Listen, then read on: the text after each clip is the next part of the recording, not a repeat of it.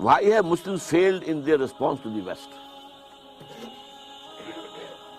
ہماری فیلیور کا سب سے بڑا سبب یہ ہے، میں ایک تو بیان کروں گا، وہ اسپینگلر کا پوائنٹ آف ویو۔ تہذیبیں اور قومیں اٹھتی ہیں، اپنے عروج کو پہنچتی ہیں، پھر گرتی ہیں، پھر ختم ہو جاتی ہیں۔ 12 تہذیبیں ٹوائنبی کے نزدیک ختم ہو چکی ہیں۔ ہمارا بھی معاملہ یہ تھا کہ ہمارا ایک اوپر کی جو موومنٹ تھی، اپر موومنٹ، وہ عربوں کی زیر قیادت تھی۔ عرب قوم، nascent potential from the desert area, فطرت کے مقاصد کی کرتا ہے نگہبانی، یا بندہ صحرائی یا مرد کوہستانی، بندہ صحرائی۔ اس کے بعد کیا ہوا؟ اسلام تو خلافت راشدہ کے بعد سے ڈکلائن شروع ہو گیا، اب ملوکیت آ گئی، وہ اسلام کا نظام شورائی جو ہے حکومت کی سطح پر ختم ہو گیا۔ لیکن عرب بڑھتے گئے بڑھتے گئے بڑھتے گئے بڑھتے گئے، پھر بوڑھے ہو گئے، پھر مر گئے۔ ان کی موت کے لیے 2 چیزیں ذہن میں رکھیے۔ پہلے کروسیڈرز نے آ کر ان کی جو ہے پٹائی کی، لاکھوں کو قتل کیا ہے۔ یہ جب 1099 میں یروشلم فتح کیا ہے کروسیڈرز نے، تو جتنا قتل عام ہوا ہے کہ گھوڑوں کے گھٹنوں تک خون کی ندیاں بہہ رہی تھیں یروشلم کی گلیوں کے اندر۔ اور یہ لکھنے والے ویسٹرن جو ہیں آتھرز ہیں، انہوں نے شرم کے ساتھ سر جیسے معلوم ہوتا ہے کہ نیچے کیا ہوا ہے، اور شرما کر بات لکھ رہے ہیں، حقیقت کو لکھا ضرور ہے انہوں نے۔ اور اس کے بعد تاتاریوں کے ہاتھوں آئے اور کروڑوں مسلمان قتل ہوئے، not lakhs, not it, literally کروڑوں۔ پوری خارزم شاہ کی حکومت عظیم ترین، دی گریٹر خراسان، دی خراسان بزرگ، دی گریٹر خراسان، ختم۔ ایسا بھی کیا ہے کہ ایک شہر کی ساری آبادی کو قتل کیا اور ان کے دھڑ تو پھینک دیے، صرف سر جو ہے سرے ایک جگہ جمع کیے، ایک پہاڑی کی شکل دی ان کو، اس کے اوپر تخت جمایا گیا اور کسی تاتاری وحشی سردار نے اس تخت پہ بیٹھ کے شراب پی۔ This happened in the 13th century of Christian era۔ 1258 میں فال آف بغداد کے ساتھ عرب قوم کی موت واقع ہو گئی۔ قومیں رہتی ہیں، اس کے بعد ان کے لیے قیادت نہیں تھی۔ اس کے بعد سے مسلم ورلڈ کی، مسلم امہ کی قیادت عربوں کے ہاتھ میں نہیں ہے۔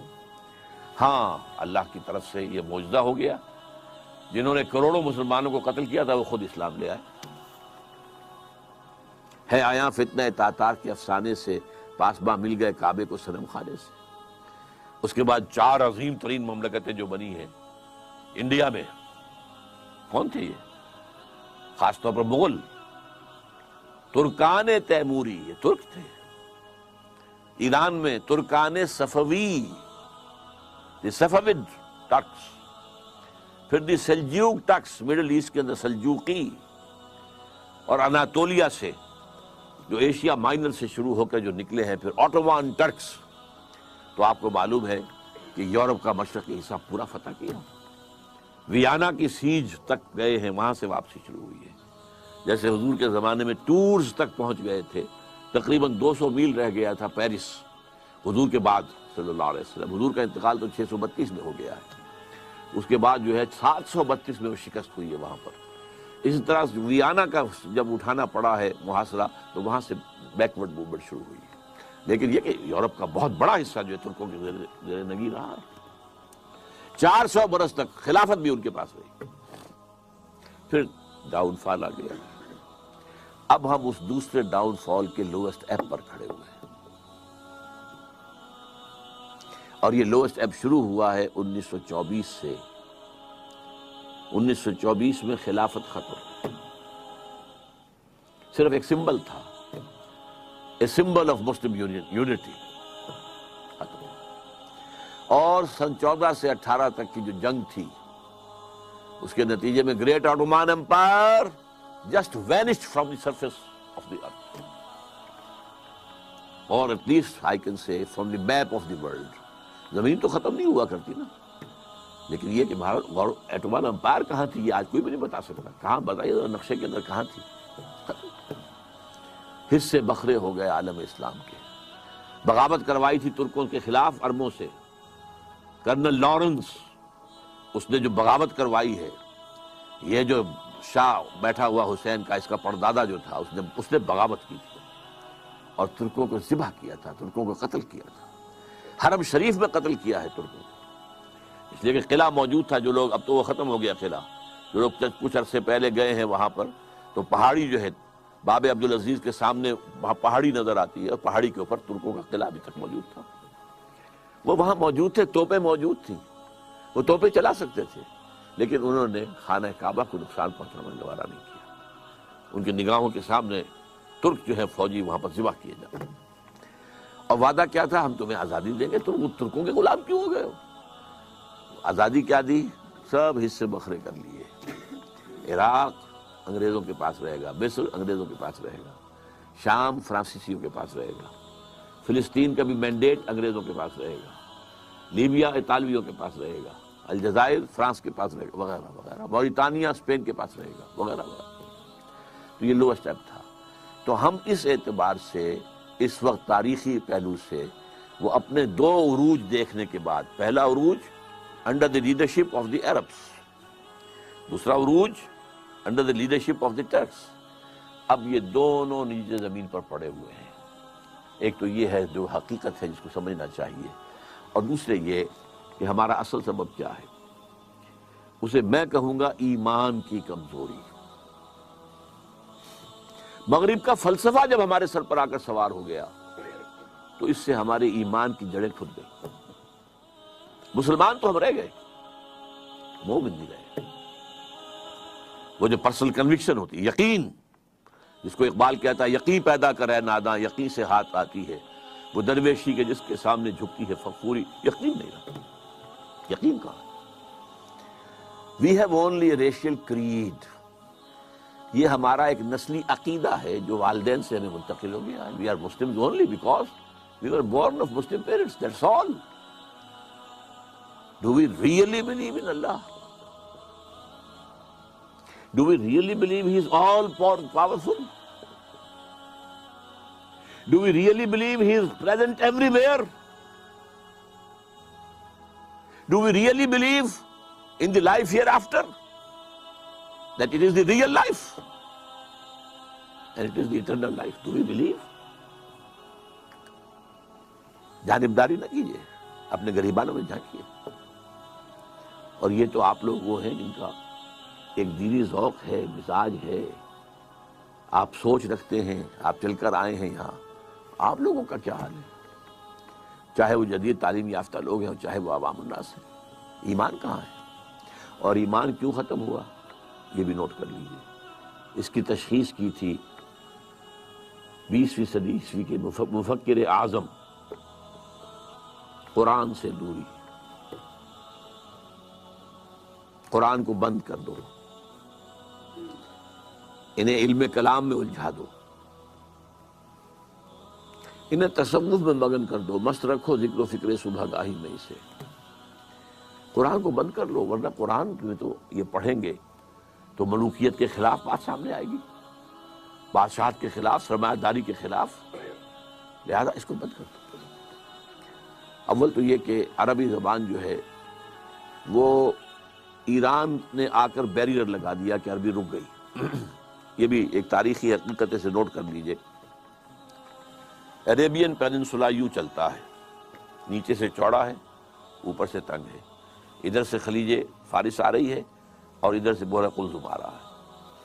اچھا، اس کے اوپر جو ہے تاج بڑا رکھا ہوا ہے، وہ بھی عرب ورلڈ ہے، عراق عرب اور شام عرب، اور اس کو کہتے ہیں الجزیرہ۔ یہ جزیرہ نمائے عرب جو ہے الجزیرہ ہے۔ یہاں سے اسلام نکلا، مسلمان نکلے، فتوحات شمال میں تو خیر کوہ قاف جو ہے وہ رکاوٹ تھا، زیادہ آگے جا نہیں سکتے تھے، مغرب میں پھیلا، مشرق میں پھیلا، فتوحات تو دونوں طرف یکساں ہوئی، لیکن کلچرل وکٹری جو ہے وہ ایسٹ میں حاصل نہیں ہو سکی، صرف ویسٹ میں ہوئی، چونکہ شمالی افریقہ جو ہے بیرن تھا، وہاں کوئی کلچر تھا ہی نہیں، وہاں کوئی تہذیب تھی ہی نہیں، نہ کوئی فلسفہ تھا، نہ کوئی ادب تھا، لہذا ویکوم تھا۔ اس ویکوم کو عربی نے آ کر کیپچر کیا، اور آج پورے شمالی افریقہ کی زبان عربی ہے۔ کیسے ہو گئی؟ That was due to that vacuum of culture. عرب آ کر چھا گئے، ان کی تہذیب چھا گئی، ان کی زبان چھا گئی، اور بڑے خوش قسمت رہے کہ اب ان کی مادری زبان ہے جس میں قرآن مجید ان کے پاس موجود ہے۔ مشرق کی طرف جب بڑھے ہیں، عراق سے نکل کر، شام سے نکل کر گئے مغرب کی طرف، عراق سے نکل کر آئے مشرق کی طرف، جو ایران ہے اس کا اپنا کلچر تھا، اس کی تہذیب تھی، اس کی زبان تھی، اس کا لٹریچر تھا، اس کی شاعری تھی، اس کا فلسفہ تھا، لہذا کلچرلی اسلام ایران کو فتح نہیں کر سکا، پولیٹیکلی فتح کیا ہے۔ اور اس کے بعد ٹرکس آ گئے، انہوں نے بھی پرشین اختیار کیے۔ ہمارے ہاں جو 800 برس حکومت رہی ہے تو Persian was the official language, not Arabic. عربی جاننے والے جو ہیں وہ تو صرف چند مولوی لوگ ہوتے تھے، اور وہ بھی عربی کہاں جانتے تھے، وہ تو فقہ پڑھتے تھے اصل میں۔